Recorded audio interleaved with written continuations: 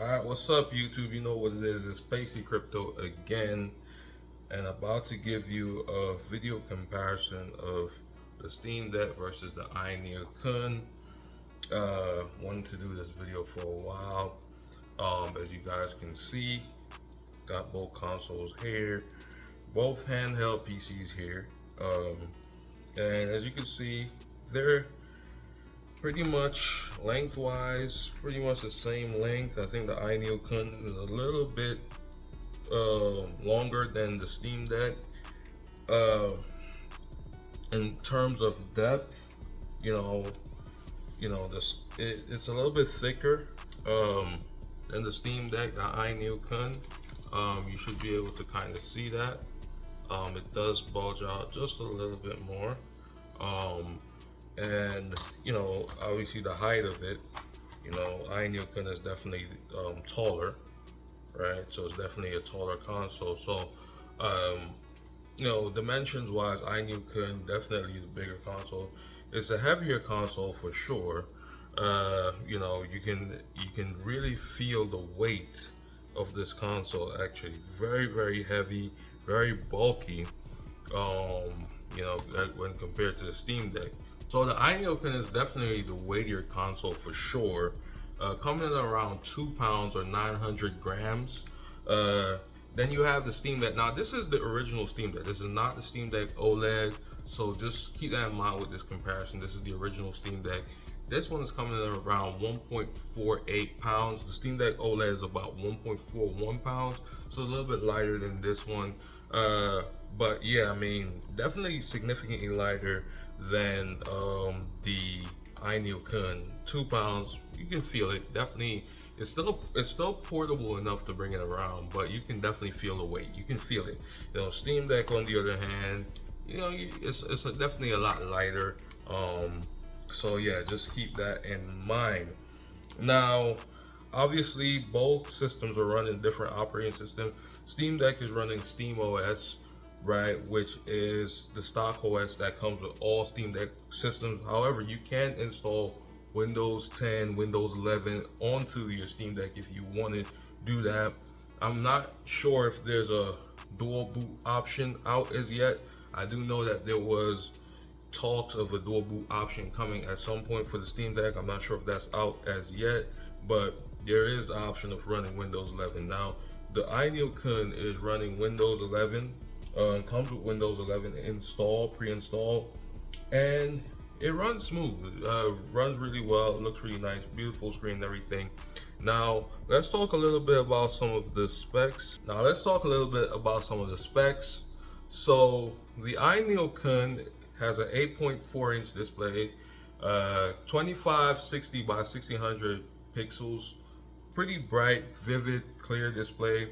With the Steam Deck, you're getting a 7-inch, 1280 by 800 pixel screen. So not exactly 1080p, a little bit less than 1080p, but still a great display to play your games.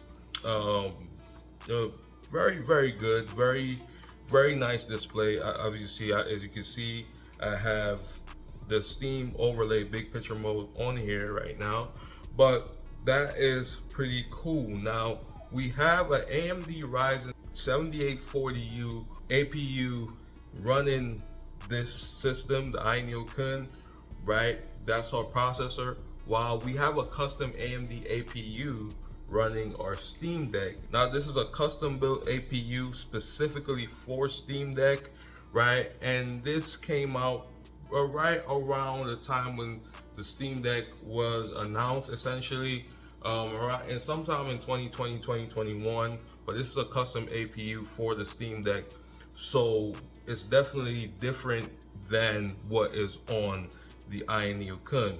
We have different ranges of RAM based on the model of the Ayaneo Kun that you get.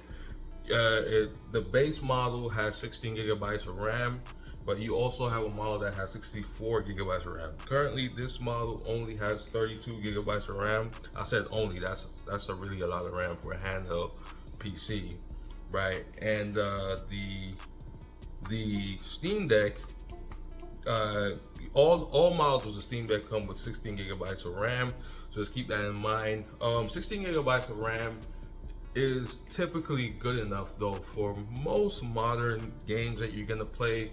You really typically don't need more than 16 gigabytes of RAM for any modern PC game that you won't need to play on this system.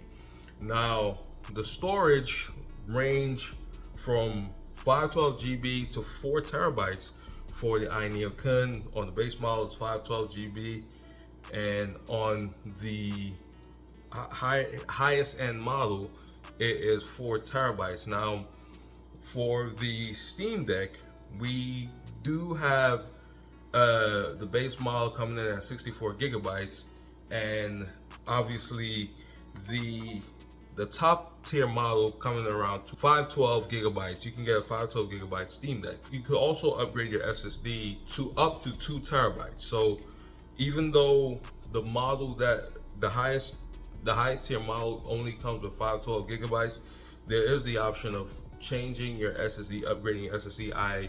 I've done videos on that. I haven't done it specifically for the Steam Deck, but it's very similar. You can check out my channel.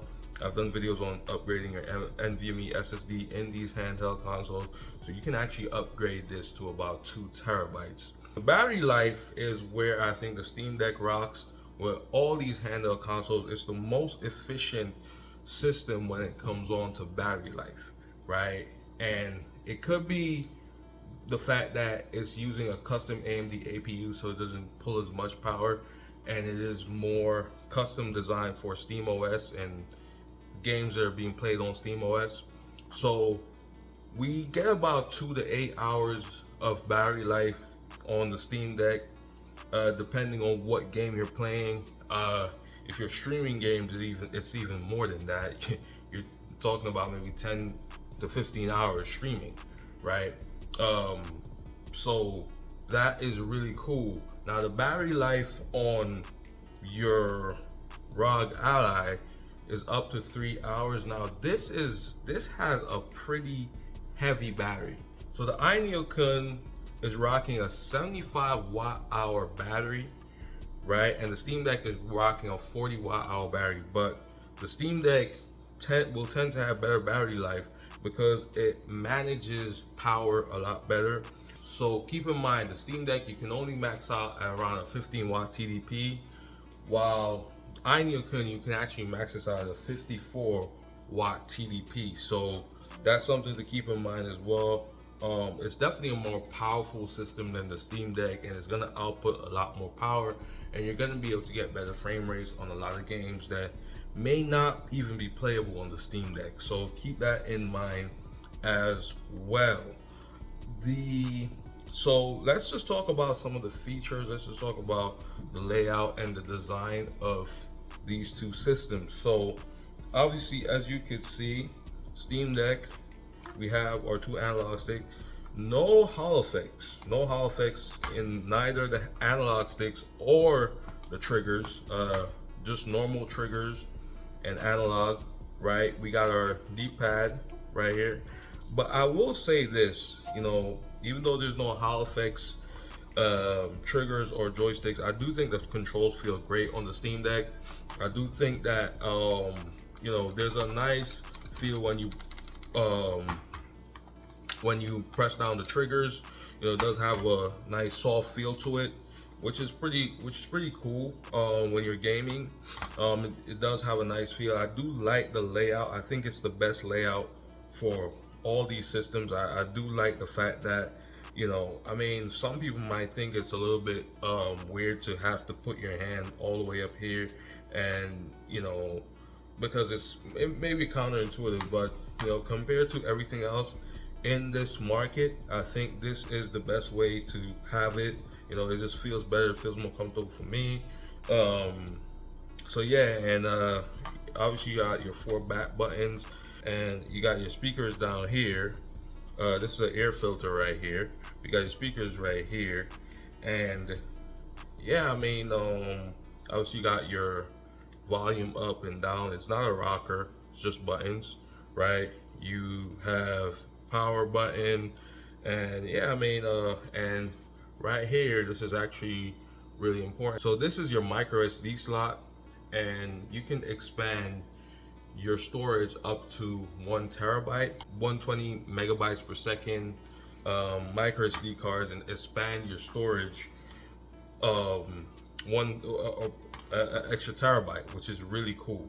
So yeah, I mean, so that's the layout. Obviously, we got our mouse pad right here, which you can customize these however you like. You know, you can use it, you know, especially when you're in desktop mode, you can use it just like a regular trackpad on a laptop or whatever, and you know, you can click it down. It's clickable. So yeah, definitely a variety of control options. You got your Steam button here to pull up your Steam menu, so you can, you know, exit out of the games and stuff like that.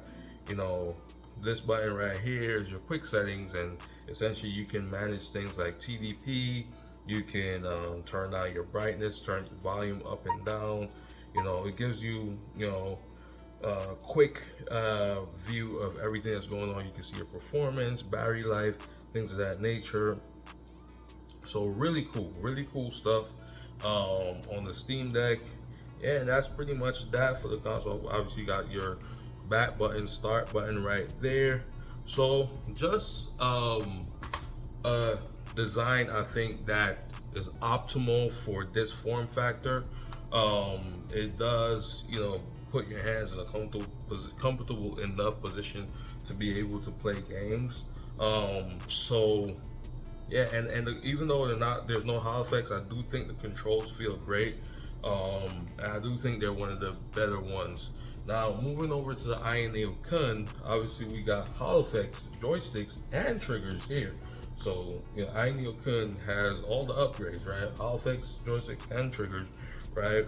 We got our D-pad here, which is sort of a rocker, and you know, very similar. It tries to copy the Steam Deck a lot in a lot of ways. So it does have two track pads here, which are clickable as well. The one on the left actually doesn't have any sort of functionality, but you can customize that however you want, right? So the only thing that has functionality currently by default stock is the right, but you can always customize the left one and add whatever functionality you need. Obviously, joysticks, you got your A, X, Y, B buttons here, and it does feel great. I do think though that the Steam Deck, it feels a little bit better, but I do like the fact that these are Hall effects, triggers, and joysticks. You know, it does give it a better feel. So I mean, great controls over here as well. I mean, we even got two back buttons, just like Steam Deck. We got two back buttons here, you know, and we got our back button and our select button. Now, this is a very interesting thing with the Ayaneo Kun. They have the back button, the start button right here, which is counterintuitive. And this is something that you can modify it by getting a software called Power Tools, right? You can get a software called Power Tool, and you can remap these buttons and have this be your back button, this be your start button. But then you have to then remap what these are to map to what these buttons default, the default of these buttons do. But essentially, it's counterintuitive stock. When you get it stock, it is counterintuitive because you're not gonna recognize the back button, the start button right here. You're gonna be thinking this is the back button, this is the start button. So obviously, you're gonna be making that mistake a lot when you're playing games, right? But this button is just your touchpad button, right? They call it your touchpad button. This button actually pulls up Steam, right? So if you have Steam installed to the system, it pulls up Steam, but I have it customized to also pull up Play Night. But essentially, it pulls up Steam in big picture mode, and you know, I think if you hold it, you get Steam in big picture mode or something like that. So you know, right now it's pulling up Play Night as well. So there's a conflict going on there from my system. But essentially, you know, you have that going on, and then you have this button right here. Now this is your Aya space button, right? Now if you press this button, it's gonna pull up your performance menu, You know, right here is going to put up your touchpad menu. This one's going to put up your performance menu, right? And then you can go ahead and adjust your TDP. You know, you can set smart TDP, performance overlay, things of that nature. You can, you know, you can really play around fan configuration. You can change the brightness. You can modify volume, just similar to the Steam Deck. A lot of quick settings here. You know, airplane mode, Bluetooth, Wi-Fi, things of that nature. So all these little basic things, you can map buttons and things of that nature, right? So if you hold it though, you actually go to your iSpace portal right here, and essentially what this does is that it tries to gather all the games that are installed to your system and keep them in one place for easy access, right? So it's like it creates shortcuts to all your games. So essentially all the games that you have installed, whether it be on Game Pass, Steam, all your games will show up right here, and you just go ahead and play them from right here. So there's that as well. So it does give that gamer console like feel, which a lot of people like, with these consoles. So that's pretty cool. This button all the way over here, this is your window button. So this will essentially minimize all applications and show your desktop window. If you have a game playing and you just want to go to your desktop window really quickly, you just press that button and it does that for you right away. We do have a little camera right here, but this camera is not usable for any other use case than just facial recognition for logging into your device. That's all it's used for. It's just simple facial recognition to get into your device. It's very low quality. It's not useful. Don't think you're going to be using that for anything else. But essentially, we do have, obviously your bumpers here, and we do have some buttons right here. So this is your left and your right control button. And what these buttons do, this one pulls up your keyboard, and if you hold this button, then we're gonna pull up Task Manager, right? And then it's the same thing it's not the same exact thing. So if you hold this, you're gonna pull up your task viewer. If you just tap it, there's no functionality, visible functionality at least, that we have. Oh, that's what that does. So if you tap the left control button, pulls up your keyboard. Tap the right control button, it actually puts down your keyboard. So that was a little bit confusing for me in the beginning because I never knew how to actually get the keyboard, but once I figured that out, then it was really smooth. Now so yeah, that's pretty much it for sort of like the buttons and everything. Obviously, we do have a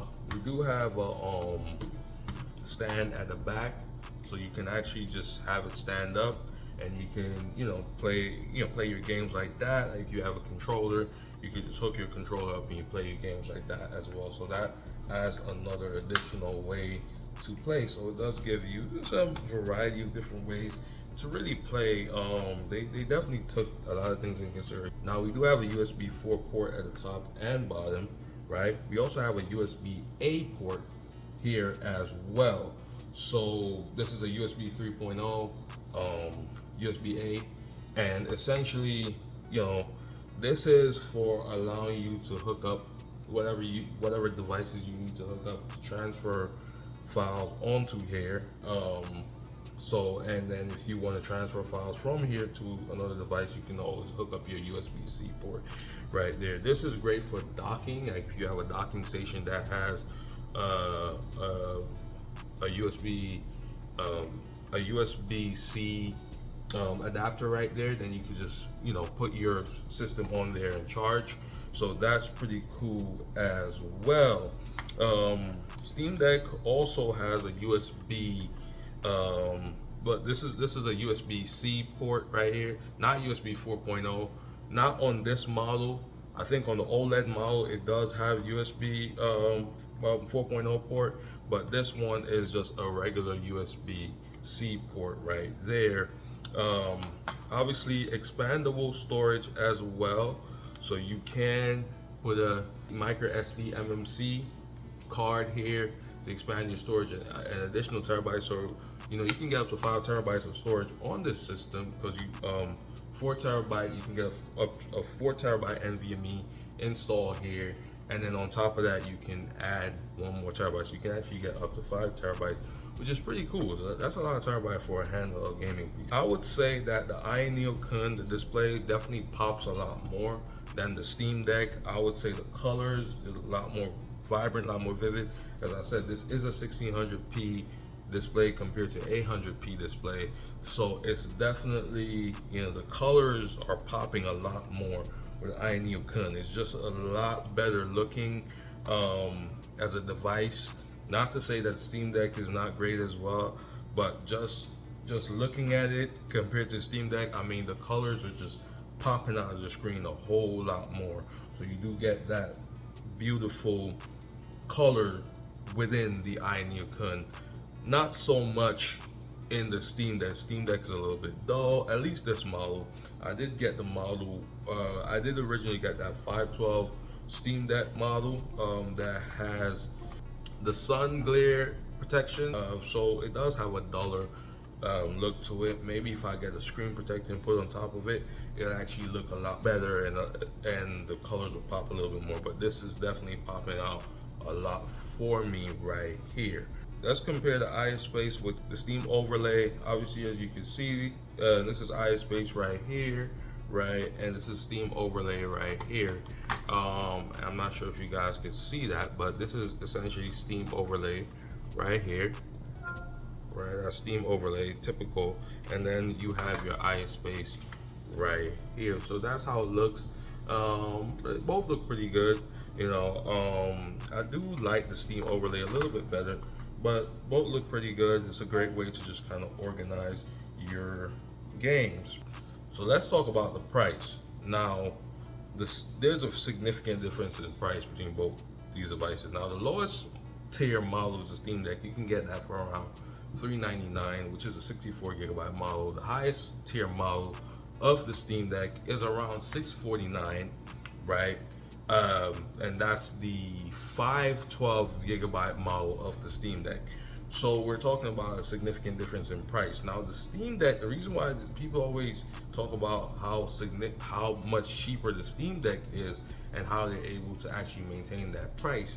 But the thing with the Steam Deck is that they can make it up with software, right? And that's the advantage Steam has over a lot of these other gaming handheld PCs. The fact that they own the Steam platform, they'll make the money back with software, because once people buy the Steam Deck, they're obviously gonna buy Steam games, right? Which ultimately is gonna allow them to make that money back, from the Steam Deck, so they could afford to sell the Steam Deck at a fraction of what it's really supposed to sell for, right?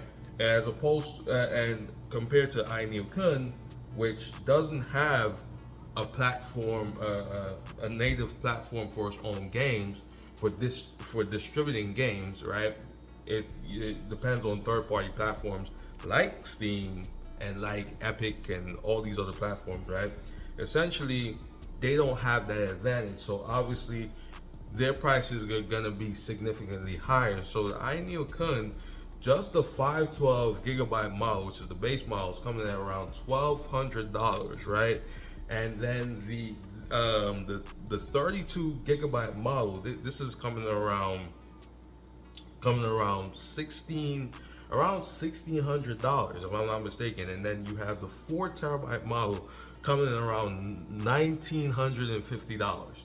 So you're talking about a significant, like, pretty much the highest tier model of the Ayaneo Kun could almost buy you 2 Steam Decks. It can buy you 2 Steam Decks, but the difference in price can almost buy you 2 Steam Decks. So you're talking about $950 minus 650.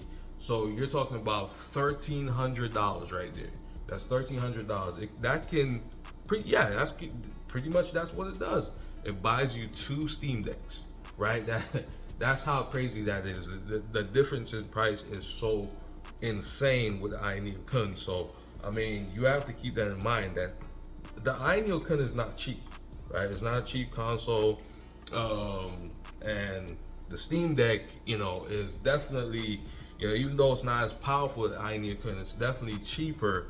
And with game streaming and things like that, a lot of people might not even feel the need to get as powerful a console as the Ayaneo Kun, because it's never going to be as powerful as a gaming PC, so to speak. And if you have a powerful gaming rig, right, you could just simply, stream your games, on your PC to your Steam Deck, and you still will be able to get significant power on your Steam Deck. So that's pretty cool as well.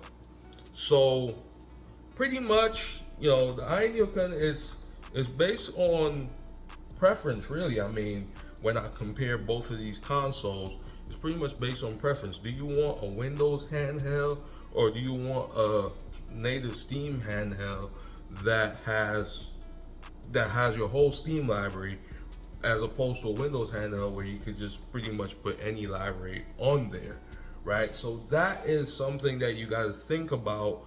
Obviously, the power, this is definitely a more powerful console, a bigger display, right? Brighter display, higher resolution screen, more powerful, bigger battery. So it just depends if you want more power, if you want more on the hardware side. This would be your goal, but understand you're paying a significant amount more. You're paying at least $1,000 more, for the Ayaneo Kun as opposed to the Steam Deck, right? You're paying a significant amount more. So you have to think about, is it necessarily worth it for a more power, better specs and stuff like that, bigger screen, bigger battery, things of that nature. So that's something you got to think about when you're purchasing the Ayaneo Kun as opposed to the Steam Deck. Steam Deck is a more simple console, which gets the job done, right? It gets the job done. You can play a lot of Steam games on here. There's a lot of Steam games that are compatible, and as time progressed, more and more Steam games are becoming compatible with the Steam Deck, right? They're constantly adding new games to the compatibility list, and you're able to play a lot of games on here. You're not going to be able to play them with max settings, but you're able to play a lot of games on great settings. So definitely, for sure, that's pretty much how I look at it. It's all based on personal preference. If you want more power, more specs, more of that, you go with Ayaneo Kun. If you're not worried about price, you just want more power, you go with Ayaneo Kun. If you want to be more conservative, you're worried about price, you don't want to spend too much money on this, and you just want something that can get the job done, then you would go with the Steam Deck. But that's pretty much what it is. All right, let me know what you guys think. And anyways, have a great day. Pace Crypto signing out.